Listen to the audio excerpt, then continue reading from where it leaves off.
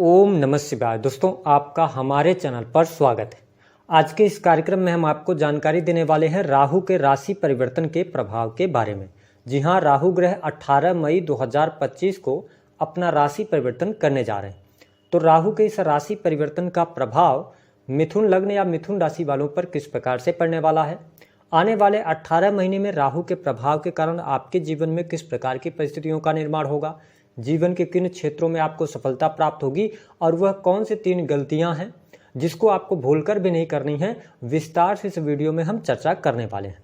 तो देखिए, राहु का जो यह गोचर है यह 18 मई 2025 को ये शनि की मूल त्रिकोण राशि कुंभ राशि में प्रवेश कर जाएंगे और यहाँ पर ये 5 दिसंबर 2026 तक कुंभ राशि में ही गोचर करने वाले हैं। मिथुन राशि वालों, जब हम राहु ग्रह की बात करते हैं तो राहु को आकस्मिक घटनाओं का कारक ग्रह कहा जाता है।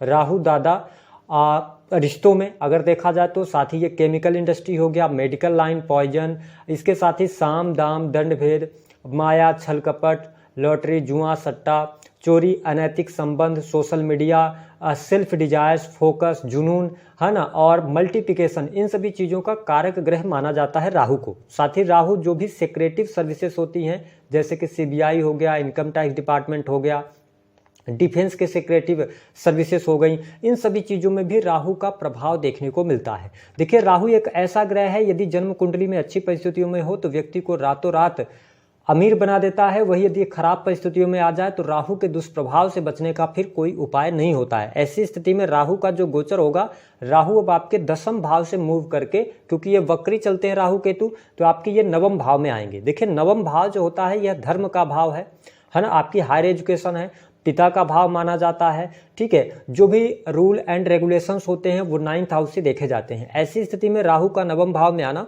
अच्छी स्थितियों के साथ में आप देखेंगे कि आने वाला समय आपके जीवन में सकारात्मक बदलाव लेकर आने वाला है। विशेष तौर पर यदि देखा जाए तो समाज के अंदर आपकी छवि सुधरेगी, समाज में मान सम्मान आपको प्राप्त होगा। लेकिन 9th हाउस में राहु की वजह से ये पिता पुत्र के संबंधों के लिए अच्छा नहीं है। पिता से दूरी बन सकती है या पिता के करियर को लेकर कोई हम ये कह सकते हैं कि कोई अशुभ समाचार मिल सकता है, ऐसी स्थिति बनने जा रही है। साथ ही आप थोड़ा सा, जब 9वें भाव में राहु का गोचर हो रहा है तो ऐसी स्थिति में आप 2 प्रकार की परिस्थितियां पाएंगे। बड़े ध्यान से इस चीज को समझने की आवश्यकता है।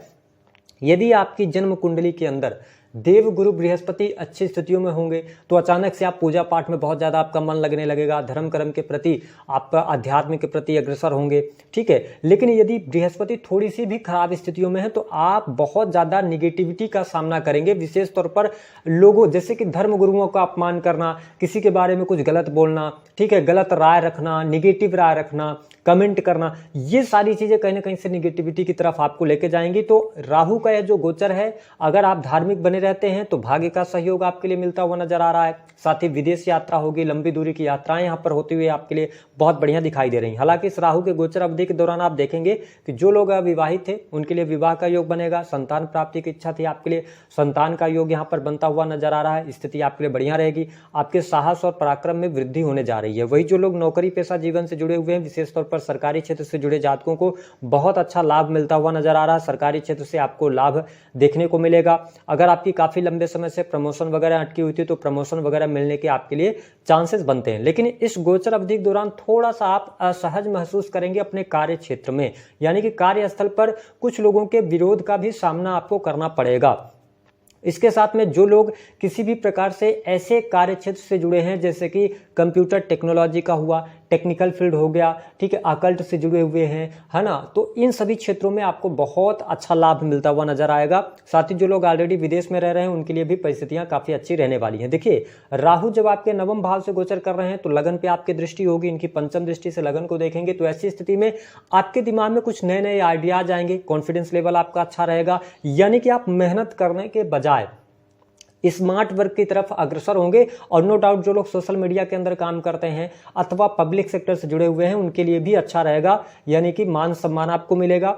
साथ ही विदेशी भूमि से जुड़ने का अवसर आपको प्राप्त होगा, क्योंकि जब भी राहु का गोचर या राहु का संबंध लगन से 7वें भाव, 8म, द्वादश या 9वें से होता है तो व्यक्ति को विदेश यात्राएं, मिलती हैं, यानी विदेश से पैसा आने का योग बनता है। ठीक है, विदेशी भूमि से आपको लाभ होगा। अगर आप काफ़ी लंबे समय से ट्राई कर रहे थे, है ना, विदेश जाने के लिए, तो आपके लिए अच्छा यहाँ पर टाइम रहेगा। साथ ही आप देखेंगे कि नवम भाव जो है, हमने कहा कि हायर एजुकेशन का भी है, ठीक है, अध्यात्म का है। तो आपके जीवन में एक नई शुरुआत यहाँ पर राहु लेकर आने वाले हैं। कुछ नया चीज आप सीखते हुए नजर आएंगे, कुछ नई स्किल्स की तरफ आप आगे बढ़ सकते हैं। ठीक है, ये स्थिति आपके लिए बहुत ही बढ़िया रहने वाली है। लेकिन जब लगन को देख रहे हैं राहुदेव पंचम दृष्टि से, तो आपके लिए यही चीज रहेगा कि 12th हाउस को सैटर्न तीसरी दृष्टि से देखेंगे। तो ऐसी स्थिति में गाड़ी वाहन चलाते समय आपको सावधानी रखना होगा, चोट चपेट दुर्घटना ना हो आपके साथ में, इसका ध्यान रखना पड़ेगा। कुछ अनर्गल खर्चे भी आपके जीवन में निकल कर आने वाले हैं, यहां पर निगेटिविटी का सामना आपको करना पड़ सकता है। हालांकि अगर देखा जाए तो राहु की जो 7वीं दृष्टि का प्रभाव है,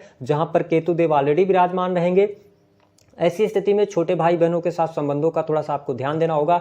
लेकिन जो लोग ट्रेवल एजेंसी चलाते हैं, sales, media, marketing, creative field से जुड़े हुए हैं, सडन आपके जीवन में कुछ बड़ा परिवर्तन हो सकता है, या अपने कार्य क्षेत्र में अचानक से कुछ बदलाव आप करने जा रहे हैं, ये स्थिति भी देखने को मिलने जा रही है। हालांकि पॉजिटिविटी के साथ में अगर देखा जाए तो स्टूडेंट विद्यार्थियों के लिए समय अच्छा रहेगा। आप कोई भी कॉम्पिटिटिव एग्जाम अगर दे रहे हैं तो बहुत बढ़िया रहेगा। आपका जो पूरा का पूरा फोकस रहने वाला है, मिथुन लग्न या मिथुन राशि आपकी, तो आपको पैसा बनाना, यानी पैसे की तरफ आप बहुत ज्यादा आकर्षित होंगे, पैसे की तरफ आप भागेंगे, एक से अधिक सोर्स ऑफ इनकम भी जनरेट करने की कोशिश करेंगे।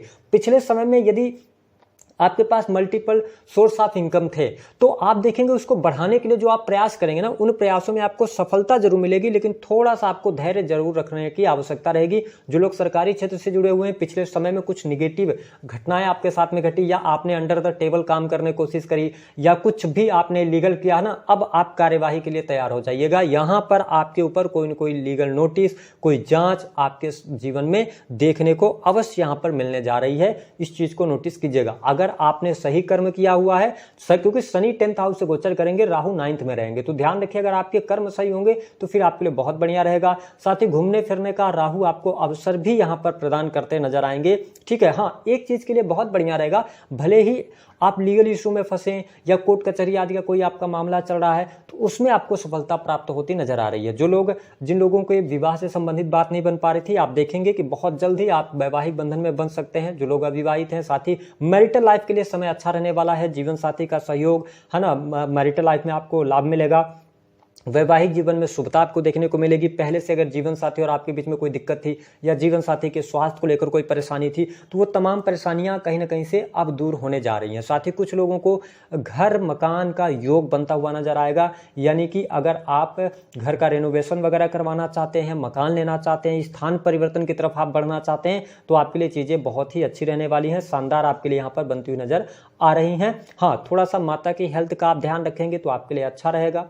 साथ ही जो लोग अकल्ट, एस्ट्रोलॉजी, ज्योतिष, तंत्र से जुड़े हैं अथवा रिसर्च का कार्य क्षेत्र है, उनके लिए अच्छा रहेगा। जो लोग सरकारी नौकरी के साथ साथ अगर हम देखें तो कुछ अपना बिजनेस भी कर रहे हैं, तो उसमें भी ग्रोथ आपको अवश्य देखने को मिलेगी। हालांकि प्राइवेट सेक्टर से जुड़े जातकों के लिए समय अच्छा रहने वाला है। राहु का यह गोचर आपको सफलता दिलाने का कार्य करेगा। साथ ही अगर आप टीचिंग लाइन से जुड़े हैं, ऑनलाइन का कोई भी कार्य करते हैं, ठीक है, या स्पोर्ट्स के क्षेत्र से जुड़े हैं, तो राहु की वजह से आपको लाभ तो मिलेगा, लेकिन इंजरी होने के भी योग यहां पर बनते हुए नजर आ रहे हैं। तो ओवरऑल अगर देखा जाए तो धन की स्थिति आपके लिए बेहतर होगी, धन लाभ यहां पर बनता हुआ नजर आ रहा है। ठीक है, जो लोग विदेशी भूमि से जुड़े हुए हैं उनके लिए लाभ दिखाई दे रहा है। तो कुल मिलाकर राहु का यह गोचर नवम भाव से मिथुन लग्न या मिथुन राशि वालों के लिए बहुत ही शानदार रहेगा। लेकिन मैंने कहा कि 3 बड़ी गलतियां आपको नहीं करनी है। पहली बात कि आप बहुत बड़ा कोई लोन मत लीजिएगा। अगर इस दौरान आपने लोन लिया तो उस लोन को चुकाने में बड़ी परेशानी आपको देखने को मिलेगी। तो इस चीज का आपको ध्यान रखना है कि लोन आपको भूलकर भी नहीं लेना। अगर बहुत ज्यादा इंपॉर्टेंट हो तो आप छोटे छोटे टुकड़ों में आप लोन ले लीजिएगा, तो आपके लिए अच्छा यहां पर रहने वाला है। साथ ही अगर देखा जाए तो दूसरा कि जब आप घर चेंज कर रहे हैं, मकान ले रहे हैं, कोई प्रॉपर्टी ले रहे हैं, तो हड़बड़ाहट में, जल्दबाजी में काम नहीं कीजिएगा। पहले सारी चीजों की जांच पड़ताल कर लीजिएगा, उसके बाद ही आप आगे बढ़ेंगे तो आपके लिए अच्छा रहने वाला है। तीसरी जो गलती की अगर हम बात करते हैं ना, तो यहां पे आप भूलकर भी धर्म गुरुओं का या किसी भी व्यक्ति, क्योंकि आपके अंदर आदत होगी, आपका जो स्वभाव होगा ना वो बहुत क्रिटिक हो जाएगा, आप लोगों में कुछ निगेटिविटी देखेंगे, ठीक है, या बहुत ज्यादा भद्दे कमेंट करना या किसी के बारे में कुछ गलत बोलना, इन सभी चीजों से बचिएगा। अगर आप ऐसा करते हैं ना तो आपका जुपिटर ऑलरेडी जन्म कुंडली में खराब होगा, और जुपिटर आपके 10वें भाव के भी स्वामी है, 7वें भाव के स्वामी है। तो सिंपल सी बात है, बिजनेस नौकरी में आपको परेशानी आएगी। तो जितना ज्यादा आप धार्मिक रहेंगे उतना बेहतर आपके लिए रहेगा। उपाय क्या करना है? उपाय के तौर पर पिता का सम्मान कीजिए, ठीक है। जब भी आपको ट्रेवलिंग करनी हो तो ग्रुप में ट्रेवल कीजिए। अगली बात ये रहेगी कि धार्मिक बने रहिए, धर्म कर्म के प्रति बिलीव रखिए। और सिंपल सी बात है कि अगर इस समय अवधि के दौरान यदि आप भगवान गणेश की आराधना करते हैं तो आपको बहुत अच्छे लाभ मिलेंगे, आपके संबंध सुधरेंगे और आपके जो एफर्ट्स हैं उनका भी लाभ आपको